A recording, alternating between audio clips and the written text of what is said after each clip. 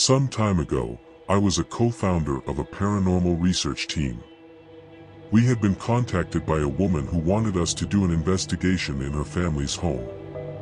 She had told us that they were seeing apparitions, her kids were being clawed and scratched, her son was talking in a voice that was not his own while he slept, their appliances were acting weird, she was burned by a coffee pot that had not been used or even plugged in, etc.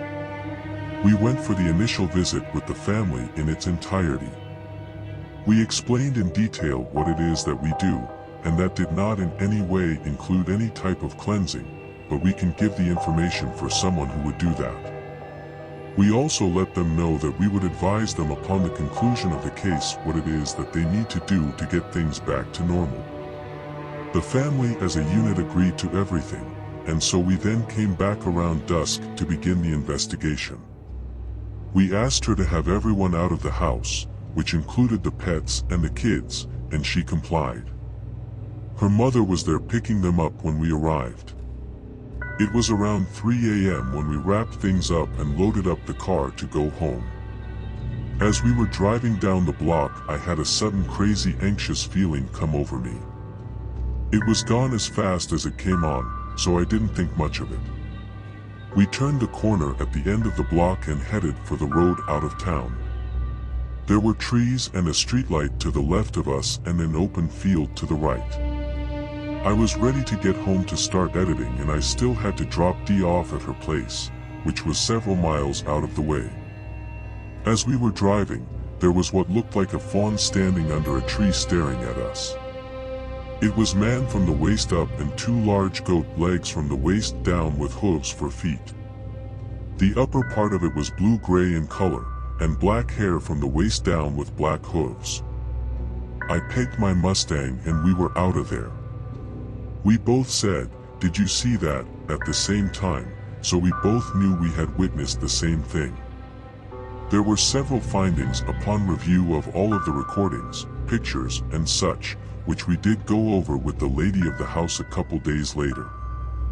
I believe the daughter who was into witchcraft and the church who banished the mother for divorcing her abusive husband were to blame for opening the family up to the majority of their experiences, and I told her so.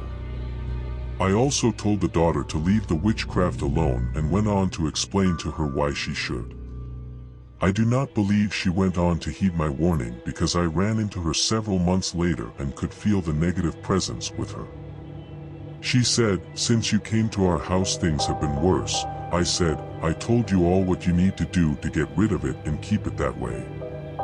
I also told you who to get in touch with to do a cleansing. I can't help that you didn't listen to me." She did not in any way indicate that they had taken any of my advice.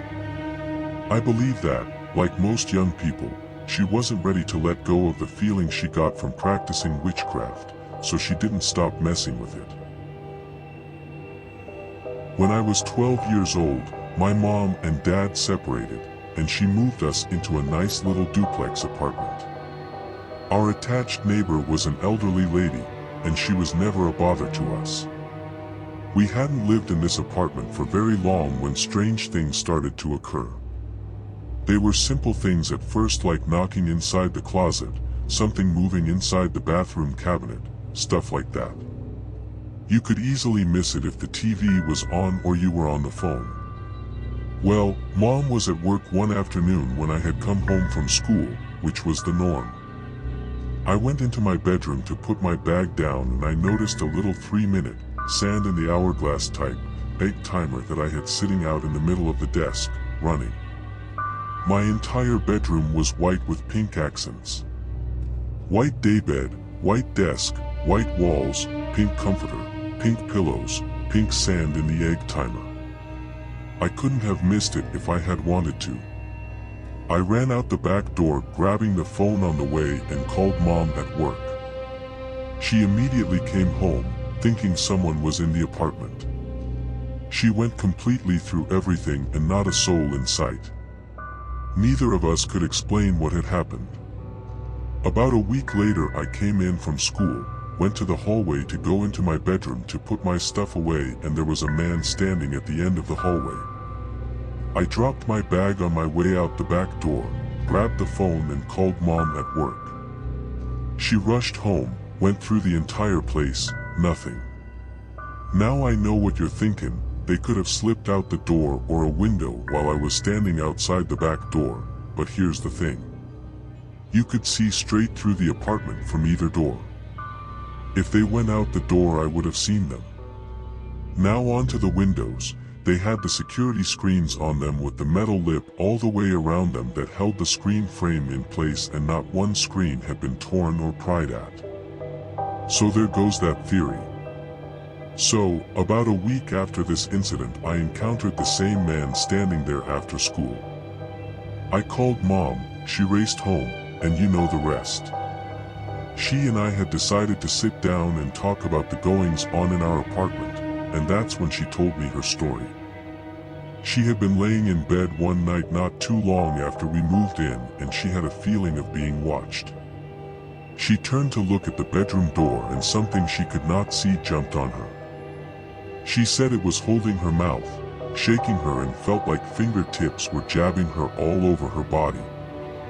She said it held her for probably less than a minute, which felt like an eternity when you're terrified. Then she thought, in the name of Jesus Christ, get out, and it was gone. Scared the holy crap out of her, and hearing the story, it scared me too. It was the first time I realized these entities can physically hurt you. We had been living there for about 2 months when another neighbor moved into the house next to our apartment. It was the lady, her 3 small kids, and her mother. They had been there about 2 weeks when she caught me outside one day and asked me if I had noticed anything kind of off about the place. I said, "What do you mean?" She said, "Well, I don't know if it's just me or what, but I keep seeing someone in my house and hearing talking and other weird stuff. I was just curious if you had noticed anything at y'all's place." I said, "Well, yeah, a few times." She and I talked for a bit and she ended up asking me if I would babysit her kids for a little while one day, to which I said yes. I was there all of 20 minutes and had already experienced the voices, and thought I saw someone looking at me from around the corner.